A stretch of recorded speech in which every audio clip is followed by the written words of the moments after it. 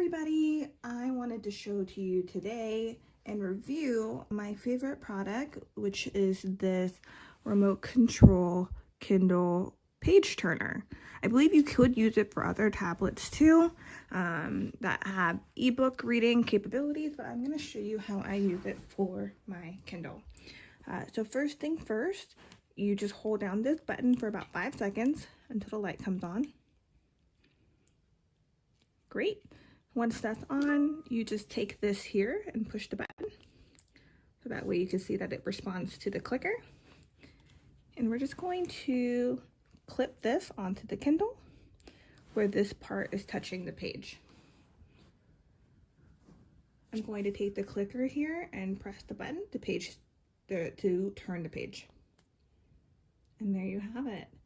So I love this because if you are laying in bed and just have this propped up against something, you could just have your hand under a blanket or a little bit further away from the Kindle and just use this to turn the page.